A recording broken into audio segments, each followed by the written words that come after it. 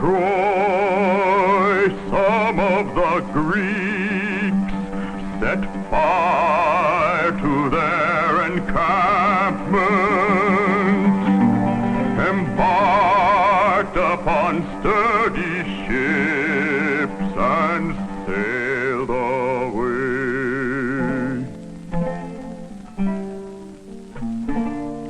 But others, led by bold Odysseus, stayed behind right in the heart of Troy town, hidden in the host.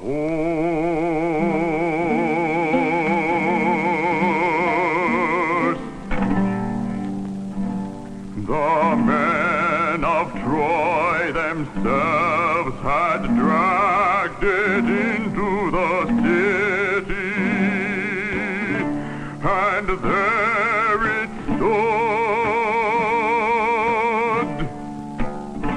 and all around it sat the Trojans arguing loud and long. 3 ways their minds divided: to take sharp swords and slash the hollow horse to pieces, or else to drag it to the cliff and hurl it over, or let it stand untouched as an offering to the gods.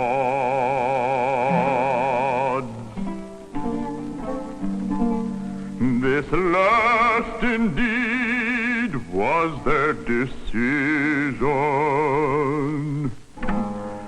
and their doom. For later out they poured, the sons of the Achaeans, leaving their ambush in the horse, and sacked the city.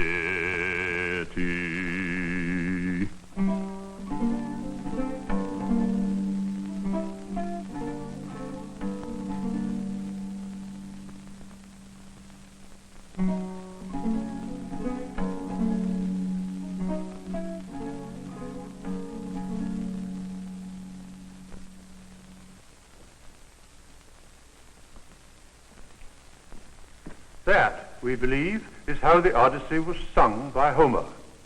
And for hundreds of years after he died, when the Odyssey and that other great heroic tale, the Iliad, were the most popular poems in Greece, they were still spoken at big public concerts by professional reciters who knew both poems by heart and declaimed them as dramatic poetry. The Odyssey is a poem, then, with fine language and stirring rhythms and many beautiful descriptions. For instance, the island and the home of the nymph Calypso, who kept Odysseus prisoner for 7 years.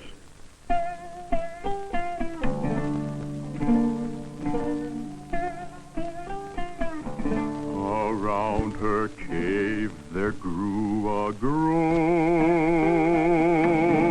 luxuriant with alder trees and poplars and sweet-scented cypress. Birds with long, slender wings nested among the branches, and there about the cave mouth ran a pliant vine, flourishing in its pride, laden with clustered grapes.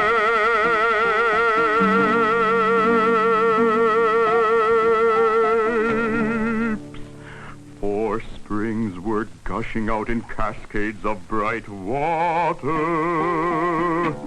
On every side were meadows rich with greenery, and violets,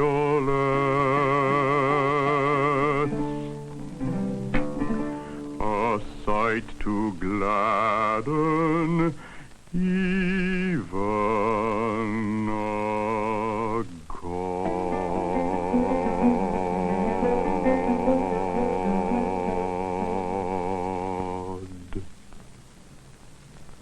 As well as beautiful descriptions, there are splendid passages of narrative in the Odyssey. One of the best, Odysseus, telling how he blinded the Cyclops. The giant spoke, leaned back, and fell supine.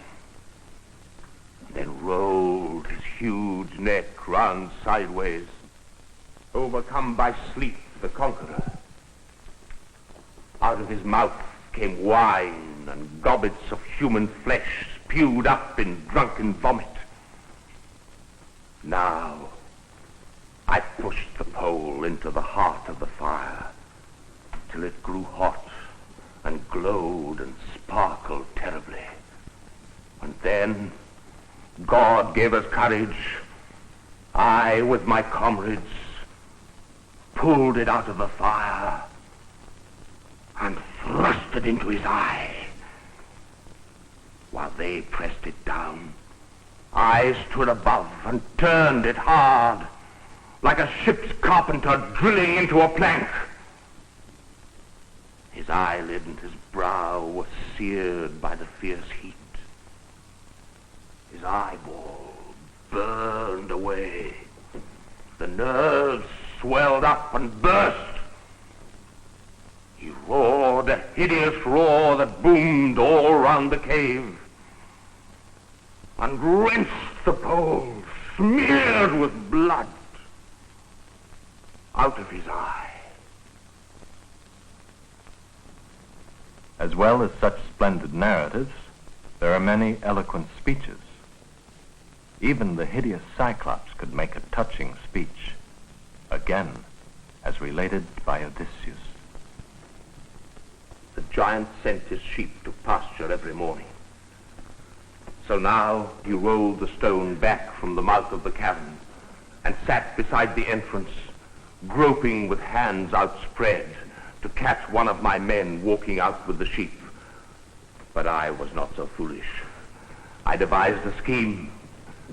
I took the giant's rams, young, strong, and thickly fleeced, counted them off by threes, and tied each three together, and lashed one man beneath the middle ram of the three, while I myself chose out the strongest ram of all, clasping him beneath the fleece, hiding there face upwards. So all my men escaped, tied safe beneath the sheep. Last went my ram, weighed down with his wool and my cunning. The giant stroked his shaggy back and spoke. My ram, my favorite ram, why are you leaving the cave, last of all the flock? You were never a laggard before. No, you were always the first, stepping fast and lively to crop the tender grass and drink at the river springs. Always first at sunset, eagerly returning to shelter here. Now, you are last of all. And why? Grieving for your master, whom a bad man blinded with his vile companions, making me drunk with wine. So, when we read the Odyssey, we must remember that it is not simply a fine story, but a glorious piece of poetry. No translation is as beautiful as the original poem.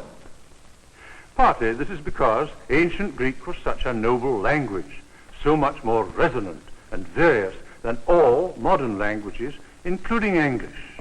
Listen, you've just heard Odysseus recalling the speech of the Cyclops. My ram, my favorite ram, why are you leaving the cave, last of all the flock? You were never a laggard before. Now in Greek there are more different sounds, and the words come in many more patterns of rhythm, so that apart from the meaning, it actually sounds more attractive and interesting. Krie pepon, timoi hode diaspios, essua melon hystatos, uti paroske aimenos erchiai oion. It actually makes even the brutal giant sound eloquent, doesn't it? Homer had a wonderful meter to work with, a marching, swinging, dactylic hexameter, more powerful than anything which has yet been invented in English. But first and foremost, Homer was telling an exciting story. His audience, like all audiences since storytelling began, wanted to know the answer to a simple question: what happens next? Now you go home at early dawn and watch the suitors. And then the swineherd will take me to the city, disguised as a poor, old, ugly, miserable beggar. If they mistreat me in the house, restrain yourself. No matter how I suffer, you control your feelings. Yes, even if you see me dragged headlong to the gates, watch and endure in silence. Of course, you can suggest they drop this foolish mischief. They will not listen. Not for a moment, no. The day of their doom is near.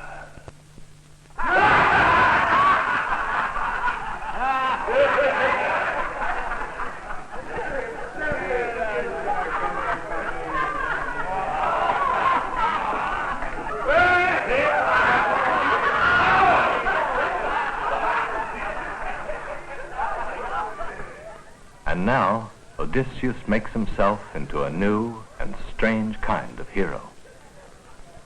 This was a brilliantly original idea of Homer's. In a heroic age, strength and courage are everything. It is impossible to imagine any of the other Homeric heroes, Achilles, Agamemnon, Nestor, pretending to be a weakling or a beggar, even to win a victory. But Odysseus is an untypical hero.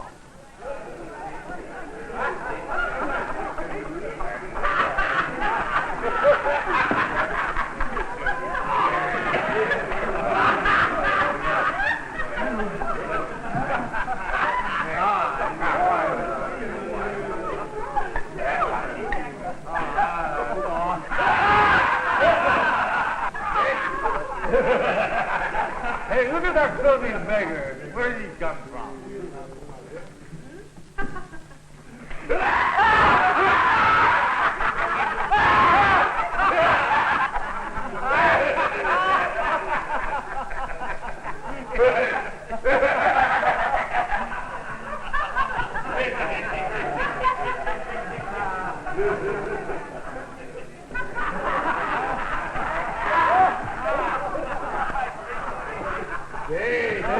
Listen to me, suitors of mine.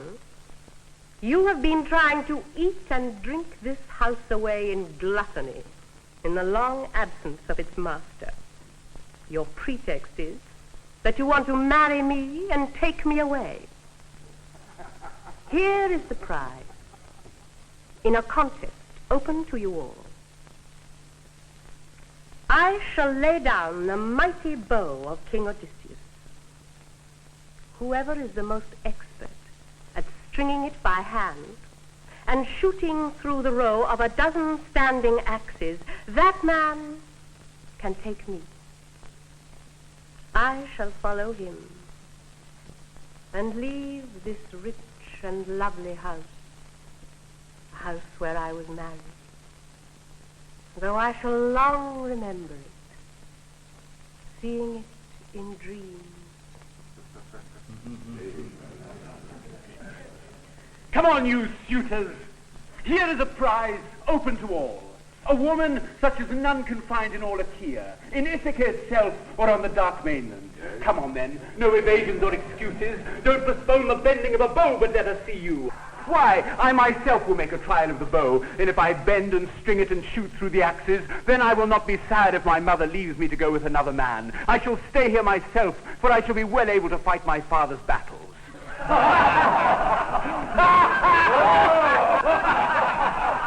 Here, give me that pole.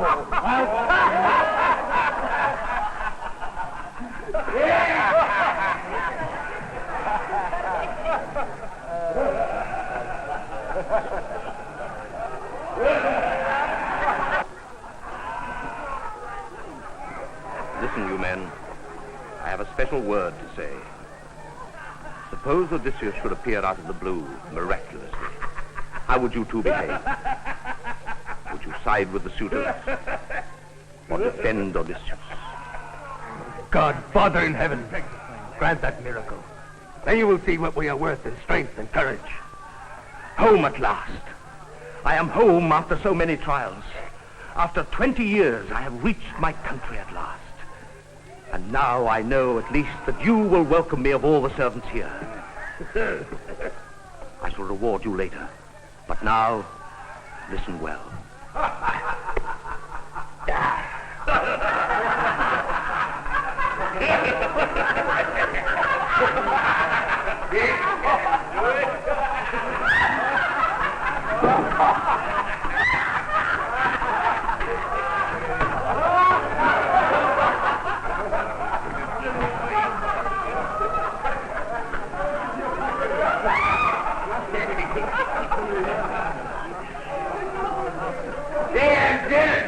Look at the expert!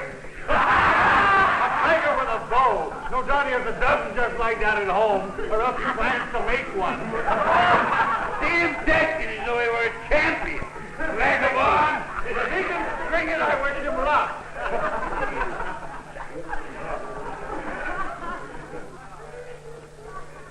He struck it!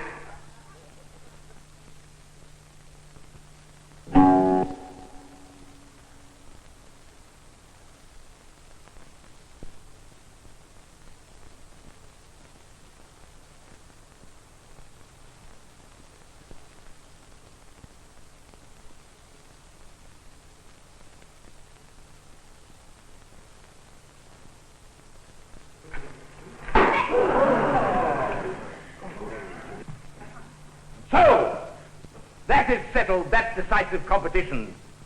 But now another target which no one ever hit. Let me take aim at that. God guide my arrow straight!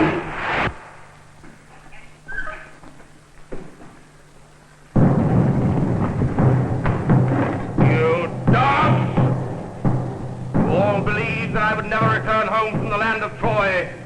And so you rape my house and paid your sneaking court to the wife of a living man, with no respect for the gods who dwell in broad heaven, and no sense of shame before the judgment of men. But now, you are tied tight, and the knot that ties you is death!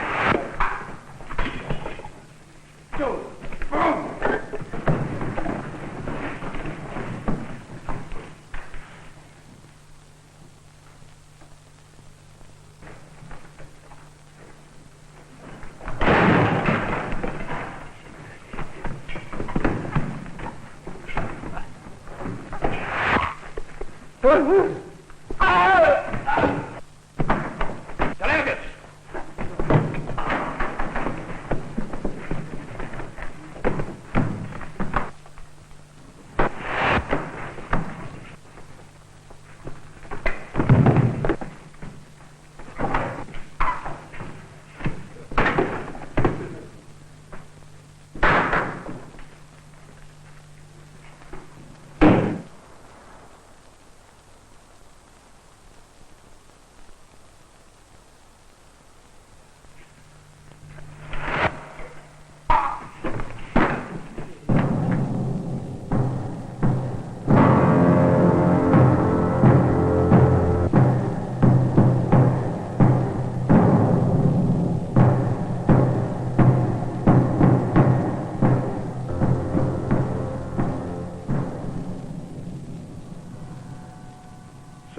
In a tremendous scene of retribution, Odysseus returns and recaptures his home. The man who had fought for 10 years in the Trojan War was irresistible in his own house with his son at his side and faithful servants to cover him. But he had still one more trial of will, one more test of cunning.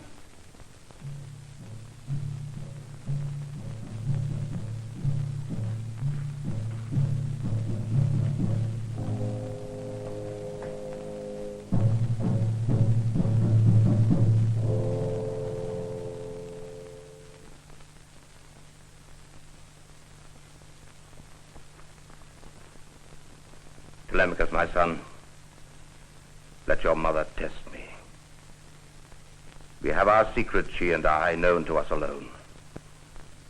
Now I look filthy and wear these wretched beggar's rags. How could she honor me or say I was the man?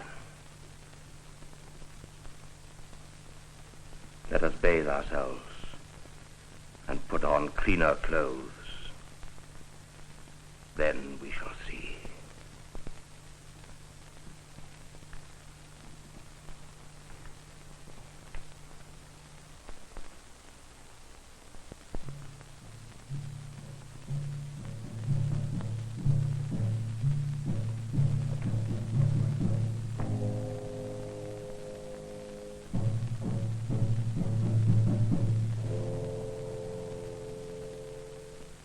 Strange woman you are.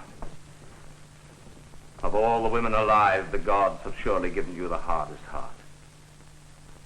No other wife in the world would be so obstinate and turn away from her husband after 20 years. Well, I shall sleep alone. Make me a bed out there. She has a heart as hard as iron. A strange man you are. I'm not scorning you. I'm not even surprised. Well, I remember your face as it was when you sailed away from your home to Troy. So now, Eurycleia, make his bed outside the bedroom which he built with his own hands. Bring out the bed and spread it deep with blankets. Woman, what you have just said wounds me to the heart. Who has moved my bed? It would be difficult to move without a miracle. There was an olive tree inside the site of my house, well grown with flourishing leaves and a trunk as thick as a pillar. Round this I built the bedroom, adding the door and the roof. And then I cut the leaves and branches of the olive, smoothed down the trunk and straightened it and cut it square. And this I made the bedpost rooted in the ground. Now I do not know if my bed is still in place. Has anyone cut through the trunk of the solid tree and moved it away? Odysseus, please do not be angry. Forgive me because I did not welcome you from the first moment. My heart was always frozen with anxiety in case some stranger came and cheated me with lies. But you have clearly told the secret of our room, which no one knew but you and me and one maidservant, the faithful girl who guarded the door of our room. And now my cold, hard heart grows warm and soft for you.